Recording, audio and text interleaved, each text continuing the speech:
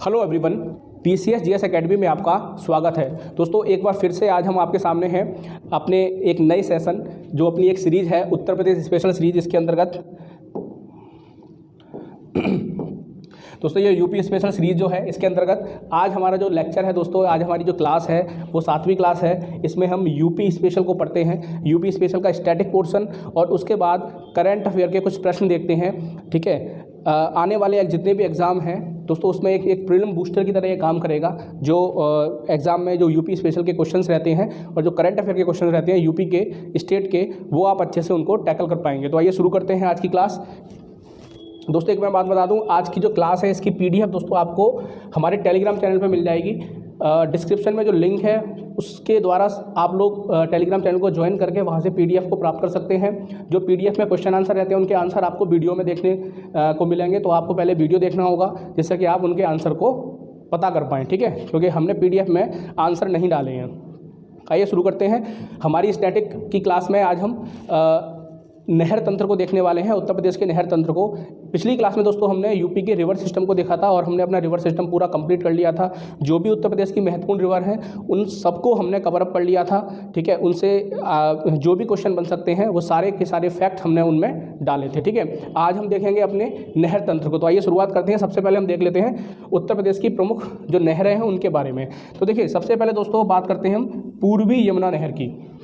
देखो, ये जो पूर्वी यमुना नहर दोस्तों राज्य की सबसे पुरानी नहर है। कितनी पुरानी है? देखिए, 1631 में शाहजहां द्वारा, मुगल शासक जो शाहजहां थे उनके द्वारा इस नहर को खुदवाया गया था। ठीक है, और अगर बात करें 1830 में अंग्रेज़ों द्वारा इसका विस्तार किया गया था। ठीक है, अगर बात करें इसकी लंबाई की तो ये 1440 किलोमीटर लंबी है।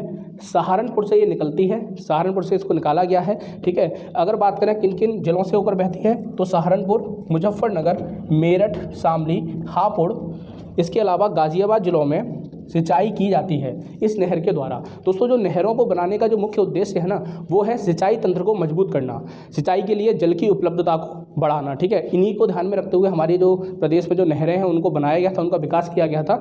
और लगभग पश्चिमी यूपी में, आप यहाँ देख सकते हैं, पश्चिमी यूपी में इस पूर्वी यमुना नहर के द्वारा सिंचाई जो है वो की जाती है। ठीक है, अगली नहर देख लेंगे। अगली जो मोस्ट इम्पोर्टेंट नहर है दोस्तों वो है आगरा नहर। ठीक है, ये एक अंतर्राज्यीय नहर है। ठीक है, एक से ज़्यादा राज्यों में बहती है। 1837 में दिल्ली के निकट ओखला से यमुना नदी से इसको निकाला गया है। ठीक है, ओखला में दिल्ली से निकाली गई है। अगर इसकी लंबाई की बात करें तो 1874 किलोमीटर ये लंबी है। ठीक है, और किन किन राज्यों से होकर बहती है? सबसे पहले दिल्ली, हरियाणा, राजस्थान से होती हुई फिर ये कहाँ जाती है? यूपी में आती है। ठीक है, तो ये एक अंतर्राज्यीय नहर है। इसके बाद दोस्तों हम देखते हैं शारदा नहर। शारदा नहर के बारे में जब हम देखें, उत्तर प्रदेश की सर्वाधिक लंबी नहर है।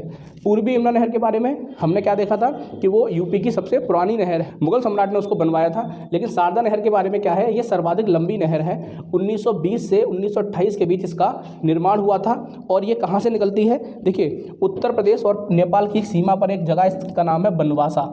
तो बनवासा से निकलती है। ठीक है, और शारदा या काली नदी, शारदा नदी को काली नदी के नाम से भी जाना जाता है। तो शारदा या काली नदी से ये इसका निकास होता है। ठीक है, इस नहर तंत्र की कुल लंबाई कितनी है? 9000, ठीक है, 960 किलोमीटर, लगभग 10,000 किलोमीटर लंबी ये नहर है। पूरा जो इस नहर का तंत्र है वो लगभग 10,000 किलोमीटर लंबा है। ठीक है, ओके। अगली महत्वपूर्ण नहर देखेंगे दोस्तों, अगली है ऊपरी गंगा नहर। क्या है? ऊपरी गंगा नहर। ठीक है, ये हरिद्वार के समीप गंगा नदी से निकाली गई है। ठीक है, 1840 में इसका निर्माण हुआ था और इसकी जो कुल लंबाई है 6496 किलोमीटर लंबी है ये। ठीक है, तो ये उत्तर प्रदेश की तीसरी सबसे लंबी नहर है। दूसरी सबसे लंबी नहर कौन सी है? निचली गंगा। ठीक है, ये कहाँ से? नरौरा बुलंदशहर से निकाली गई है। ठीक है, 1878 में इसका निर्माण हुआ था और ये लगभग 8278 किलोमीटर लंबी है। तो दोस्तों सबसे लंबी नहर कौन सी हो जाती है यूपी की? शारदा नहर। उसके बाद दूसरी है आपकी निचली गंगा नहर और तीसरी है आपकी ऊपरी गंगा नहर। ये जो 5 नहर है ना दोस्तों, ये उत्तर प्रदेश की सबसे महत्वपूर्ण नहर है जिसने लगभग समूचे उत्तर प्रदेश को कवर किया हुआ है। इसके अलावा कुछ छोटी छोटी नहरें भी हैं, हम उनके बारे में भी समझ लेते हैं, क्योंकि आयोग कहीं से भी प्रश्न पूछ सकता है। मैंने आपको अपनी लास्ट क्लास में बताया था कि एक मगई बहुत छोटी सी नदी है। ठीक है, क्या है? मगई। उसको लेकर आयोग ने एक प्रश्न बना दिया था अपने नदी तंत्र के ऊपर। तो कहीं ना कहीं आयोग ना कहीं से भी प्रश्न पूछ सकता है, तो इसलिए यहाँ पे मैंने कुछ छोटी छोटी नहरों को भी कवर अप किया है। जैसे एक है आपकी गंडक नहर, दोस्तों ये उत्तर प्रदेश और बिहार की संयुक्त नहर प्रणाली है, ठीक है। इसके बाद हम बात करते हैं केन नहर। हमने केन नदी को काफ़ी अच्छे से कवर अप किया था अपनी लास्ट क्लास में। आज हम बात कर रहे हैं केन नहर की। केन नदी से ही एक नहर निकाली गई है जिसका नाम है केन नहर, और ये एमपी और यूपी दोनों की संयुक्त परियोजना है, और ये पन्ना के निकट से निकाली गई है, ठीक है। क्या उद्देश्य क्या है नहरों को निकालने का? सिंचाई, ओके। सिंचाई तंत्र को मजबूत करना, सिंचाई के लिए जल की उपलब्धता को सुनिश्चित करना ही नहरों को निकालने का एक मुख्य उद्देश्य है। फिर एक आ जाती है गुरसराय एवं मंदर नहर। दोस्तों ये बेतवा नदी पर स्थित माता टीला डैम से निकाली गई है, ठीक है, और हमीरपुर और जालौन में ये सिंचाई के लिए जल को उपलब्ध कराती है, ठीक है। इसके बाद एक छोटी सी नहर है बेलन नहर। दोस्तों ये प्रयागराज में बहती है, प्रयागराज में ये सिंचाई के लिए जल उपलब्ध कराती है, ठीक है। तो ये तो हो गया दोस्तों हमारा संपूर्ण नहर तंत्र। अब हम थोड़ा सा बात कर लेते हैं उत्तर प्रदेश की महत्वपूर्ण झीलों के बारे में, ठीक है। काफ़ी सारे प्रश्न उत्तर प्रदेश की झीलों से बनते हैं। आज हम उत्तर प्रदेश की सारी महत्वपूर्ण झीलें देखेंगे, ठीक है। अगर हम बात करें यूपी की महत्वपूर्ण झीलों की, तो उनमें सबसे पहले आती है बखीरा झील, जो आपकी संत कबीर नगर में अभी हाल ही में इस झील को लेकर एक काफ़ी बड़ा महोत्सव, ठीक है, आयोजित किया गया था, ठीक है। तो एक मगहर महोत्सव भी संत कबीर नगर में आयोजित किया जाता है, ठीक है। इसके बाद आती है आपकी रामगढ़ ताल। रामगढ़ ताल की बात करें तो ये गोरखपुर में है, ठीक है। इसके बाद है आपकी राजा का बांध सुल्तानपुर में। बेती झील, बेती झील दोस्तों कहाँ पे है? प्रतापगढ़ में, ओके।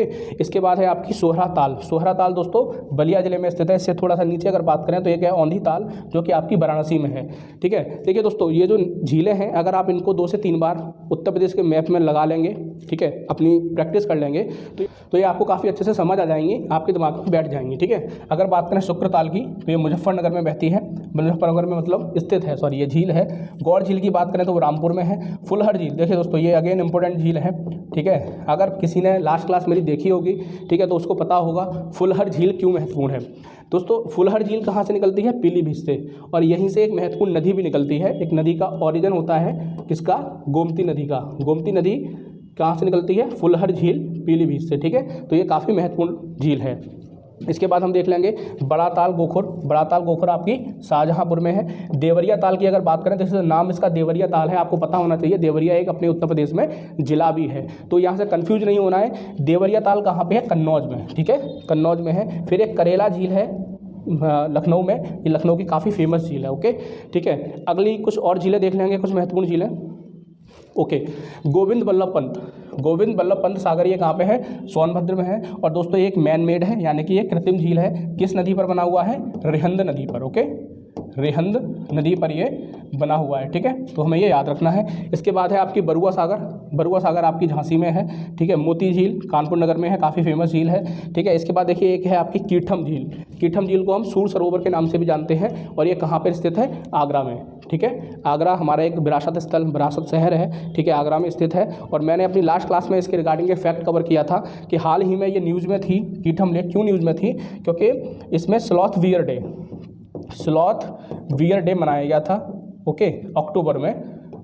क्या मनाया गया था? स्लॉथ वियर डे मनाया गया था। और इसी झील में दोस्तों, इसी झील में क्या है? भालू संरक्षण केंद्र भी स्थित है। और ये जो झील है ये एक रामसर साइट भी है। क्या है? कीठम झील जो है दोस्तों वो क्या है? रामसर साइट भी है। क्या है ये? रामसर साइट है, ओके।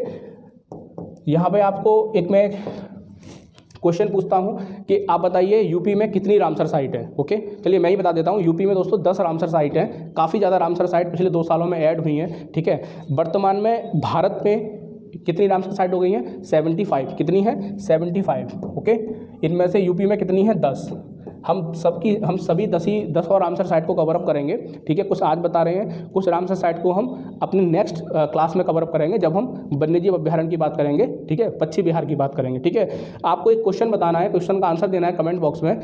बताइए भारत में सबसे ज़्यादा रामसर साइट किस राज्य में है? देखिए मैंने बता दिया यूपी में 10 है, और यूपी दूसरे नंबर पर आता है, तो पहले नंबर पर कौन है ये आप मुझे कमेंट बॉक्स में बताइएगा, ठीक है। इसके बाद हम अगली झील देख लेते हैं, राधाकुंड और नौह झील। ये दोस्तों मथुरा में है। और इसके बाद है आपकी हैदरपुर आर्द्रभूमि, ये आपकी बिजनौर में है। और हैदरपुर आर्द्रभूमि भी एक रामसर साइट घोषित हो चुकी है, ठीक है। तो ये भी एक क्या है? रामसर साइट है, ठीक है। रामसर साइट क्या होती है? मुझे पूरा विश्वास है कि आपको ये पता होगा, ठीक है। तो ये एक रामसर साइट है, ठीक है दोस्तों। इसी के साथ हमारा जो स्टैटिक पोर्शन है, जो आज की क्लास का जो स्टैटिक पोर्शन है वो यहीं पे फिनिश हो जाता है, ठीक है। अब हम कुछ करंट अफेयर के क्वेश्चन देखेंगे। इससे पहले मतलब आज की हमारी क्लास में पूरा का पूरा हमने नहर तंत्र और उत्तर प्रदेश की सभी महत्वपूर्ण जिलों को कवर अप किया है। तो आइए कुछ करंट अफेयर के प्रश्न देख लेते हैं अब अपने। ओके दोस्तों, पहला करंट अफेयर का प्रश्न है, उत्तर प्रदेश में सांसद खेल महाकुंभ का आयोजन कहाँ किया गया। ओके, तो हम प्रश्न इसके ऑप्शन देख लेते हैं। ऑप्शन है बस्ती, भदोई, महाराजगंज और देवरिया। तो दोस्तों इसका आंसर क्या हो जाएगा, इसका आंसर हो जाएगा बस्ती। बस्ती में जो बस्ती के सांसद हैं हरीश द्विवेदी, कौन है, हरीश द्विवेदी द्वारा पिछले 2 वर्षों से, पिछले 2 वर्षों से सांसद खेल महाकुंभ का आयोजन किया जा रहा है। तो ये इसका दूसरा संस्करण था। और दोस्तों ये इसका क्या था, दूसरा संस्करण था। इसका जो उद्घाटन है वो वर्चुअल तरीके से किसने किया था, प्रधानमंत्री मोदी जी द्वारा किया गया था। कहाँ पे, बस्ती में, ठीक है। तो आपको ये दोनों चीज़ें याद रखनी है, नाम भी आपको याद रखना है। अगला प्रश्न है हमारा, ओके, अगला हमारा क्वेश्चन है, अंतर्राष्ट्रीय लेदर फुटवियर फेयर के 14वें संस्करण का आयोजन कहाँ किया गया।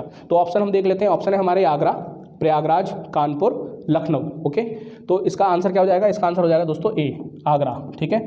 आगरा में 14वें संस्करण का आयोजन किया गया अंतर्राष्ट्रीय लेदर फुटवियर फेयर के, ठीक है। और इसे AFMEC द्वारा इसका आयोजन किया गया था, ठीक है। AFMEC द्वारा इसका आयोजन किया गया था। और इसकी जो दोस्तों टैगलाइन थी वो क्या थी, मीट एट आगरा। क्या थी ये टैगलाइन, भी आपको याद रखनी है, meet at Agra. Okay, meet at Agra. और इसमें जो केंद्रीय मंत्री हैं उन लोगों ने इसमें पार्टिसिपेट किया था, ठीक है। तो ये काफ़ी बड़ा एक फेयर था, देश विदेश से दोनों जगह से यहाँ पे जो हमारे जो बिजनेसमैन हैं, व्यापारी हैं, वो शामिल हुए थे। ओके, तो अगला हमारा प्रश्न हो जाएगा, पवन संतरी डिवाइस का निर्माण निम्नलिखित में से किस संस्थान के द्वारा किया गया है, ठीक है। तो हम ऑप्शन देख लेते हैं, IIT Kanpur, IIT Delhi, IIT BHU या ऑप्शन डी IIT मद्रास। तो दोस्तों इसका आंसर क्या हो जाएगा, इसका आंसर हो जाएगा सी, IIT BHU।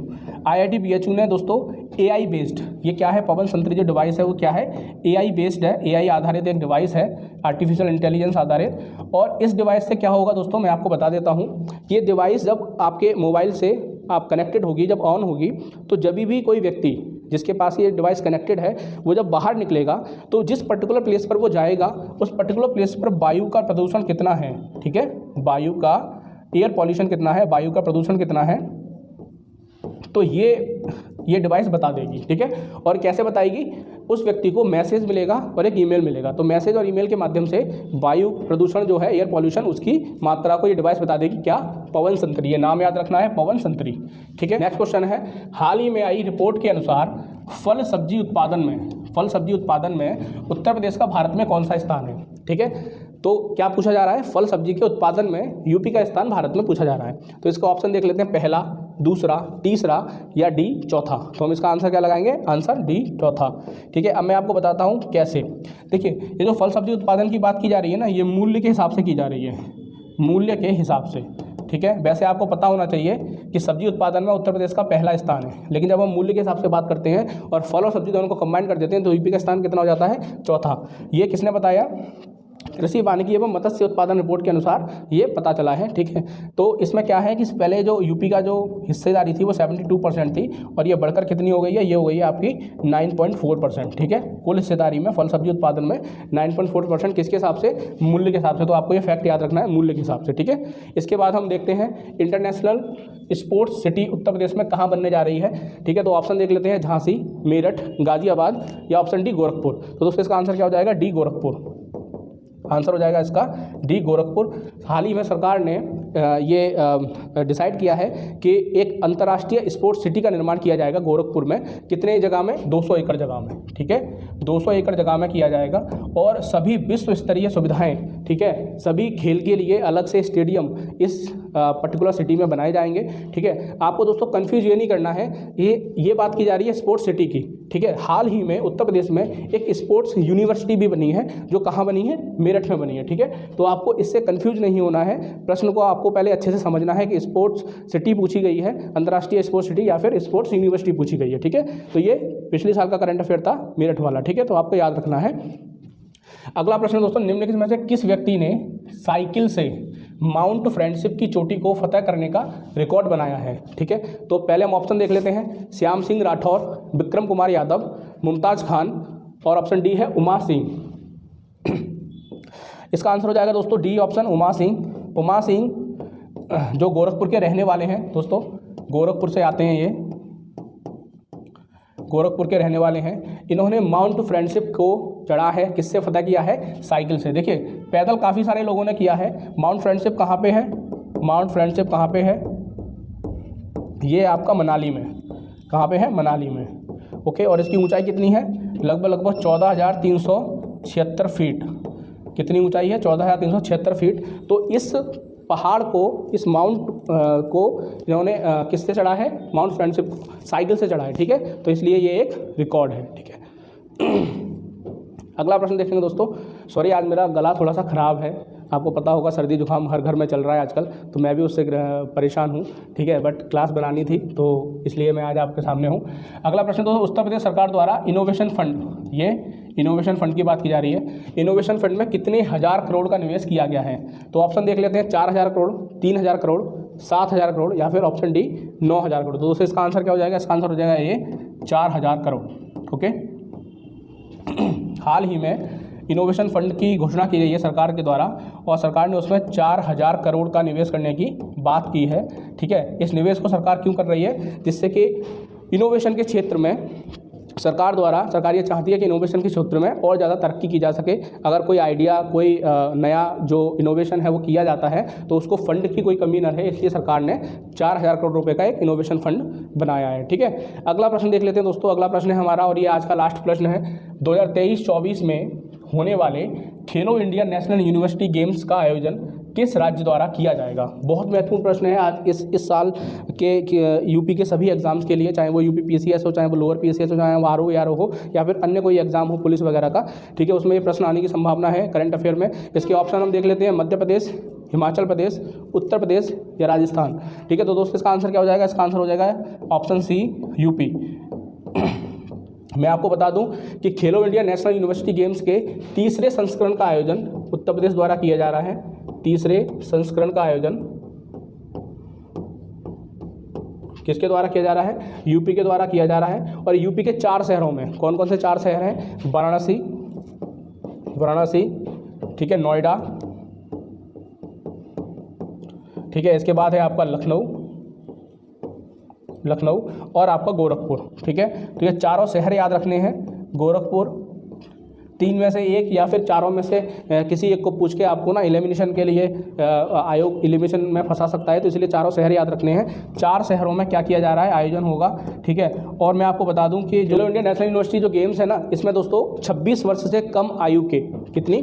26 वर्ष से कम आयु के युवा खिलाड़ी भाग लेते हैं। ठीक है, 26 वर्ष से कम आयु, तो ये आपको भी फैक्ट याद रखना है। अगर स्टेटमेंट वाइज ये प्रश्न पूछ लिया जाए तो आपको पता होना चाहिए। तो दोस्तों इसी के साथ हम अपनी आज की क्लास को समाप्त करते हैं, यहीं पे रोकते हैं। ये हमारी 7वीं क्लास थी दोस्तों, स्टैटिक पोर्शन और करंट अफेयर की जो कंबाइंड क्लास होती है।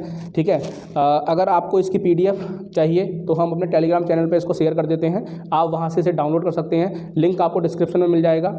इसके अलावा दोस्तों कोई भी अगर जो क्लास हमारी चल रही है इसके रिगार्डिंग कोई भी सुझाव आपके पास हो या कोई भी डाउट हो तो आप हमें कमेंट बॉक्स में कमेंट करके पूछ सकते हैं। आपका स्वागत है।